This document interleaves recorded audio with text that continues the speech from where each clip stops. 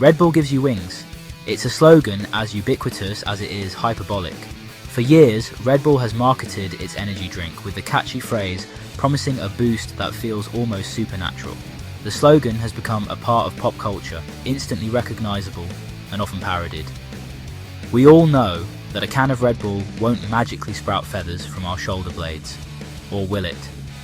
The idea of gaining wings is, of course, a metaphor for the energy and vitality the drink claims to provide. But what happens when someone takes this metaphor a bit too literally? Enter Benjamin Carruthers, a man who took this iconic slogan a little too literally. Carruthers, feeling misled by the advertising, decided to take legal action. He argued that the slogan was not just misleading, but outright false. Carruthers' lawsuit against Red Bull in 2014 sent ripples through the advertising world. The case brought to light the fine line between creative marketing and deceptive advertising. It raised questions about the responsibility companies have in ensuring their slogans and promises are not just catchy, but also truthful. Could a company really be held accountable for the fantastical claims of its marketing campaigns? The lawsuit argued that consumers were being misled and that there should be accountability for such exaggerated claims. It wasn't just about wings, it was about trust and transparency in advertising. It turns out the answer is a little more complicated than a simple yes or no. The court had to consider the nature of advertising, consumer expectations, and the extent to which a slogan can be taken literally. The case became a landmark in discussions about advertising ethics. But one thing's for sure, this case was about to give Red Bull a run for its money and its wings.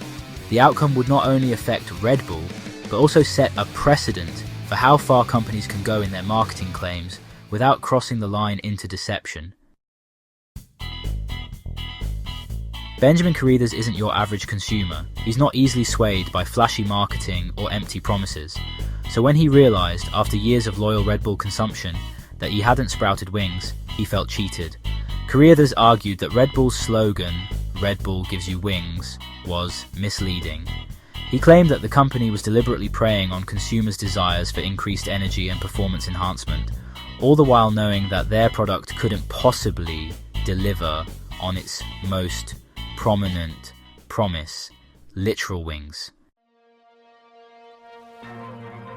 To understand Carruthers' point, it's helpful to imagine a similar scenario. Let's say you buy a packet of tomato seeds with the slogan, "Grow tomatoes the size of watermelons." You plant the seeds, water them diligently, and wait patiently for your gargantuan tomatoes to sprout. But, alas, all you get are regular-sized tomatoes.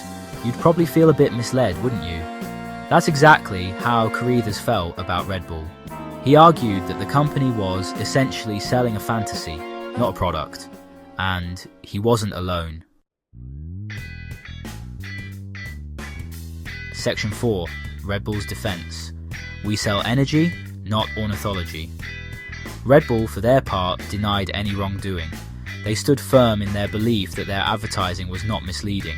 The company argued that their slogan, "Red Bull gives you wings," was never intended to be taken literally.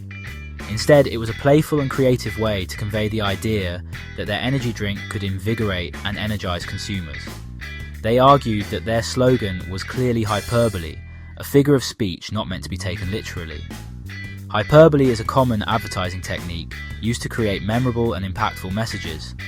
Red Bull's legal team emphasized that the phrase was a metaphor, designed to capture the imagination and highlight the energizing effects of the drink.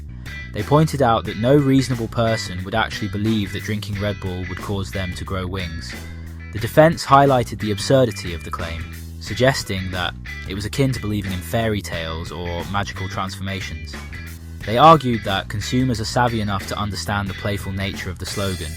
They maintained that their marketing was designed to be playful and energizing, reflecting the drink's ability to boost mental and physical performance.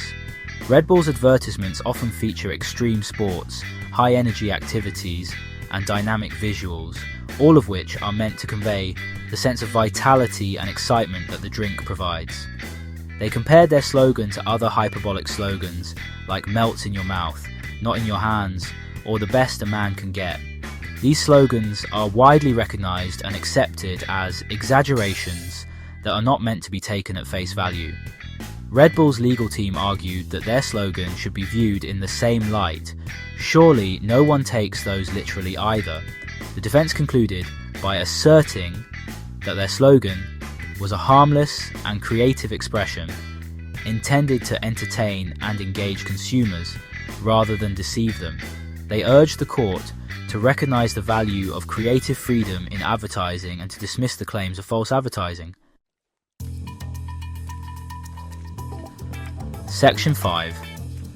The $13 million question.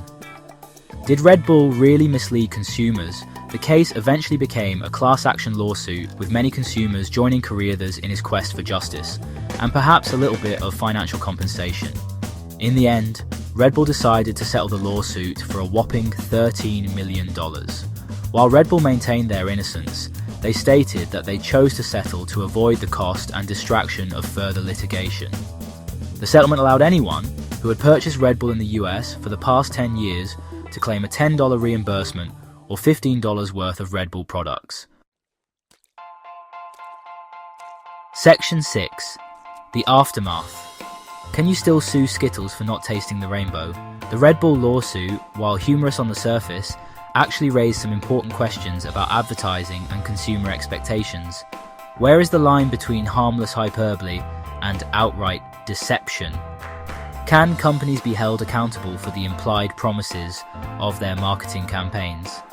The answer, like most legal matters, is complicated, but the Red Bull case serves as a reminder that even the most outlandish marketing claims can have real-world consequences. Section 7. Final thoughts. A wing and a prayer for common sense in advertising. So, the next time you see a catchy slogan that promises the impossible, take it with a grain of salt. Advertisements are designed to capture your attention, to make you dream, and sometimes to stretch the truth just a little bit. They paint a picture of a perfect world where every product is a miracle solution. But remember, reality often tells a different story, or maybe a pinch of sugar. It's important to approach these messages with a healthy dose of skepticism. Not everything that glitters is gold, and not every promise made in an ad will come true. After all, advertising is often about selling an idea, an aspiration, a feeling, not necessarily a literal truth. It's about creating a connection, an emotional response that makes you want to buy into the dream they're selling. But it's crucial to stay grounded and remember that these are just that, dreams. And as for Benjamin Carruthers, he may not have gotten his wings, but his story serves as a powerful reminder. It's a testament to the importance of holding companies accountable for their claims. He did get something else, a hefty settlement. This outcome highlights the significance of consumer rights and the power of standing up for the truth, and the satisfaction of holding a major corporation accountable for its marketing claims. It's a victory not just for Benjamin, but for all consumers who believe in honesty and transparency. And that, some might say, is a victory that's truly worth flying high for. So, the next time you see an ad that seems too good to be true, remember Benjamin's story. Stay informed, stay critical, and always keep your feet on the ground, even when the ads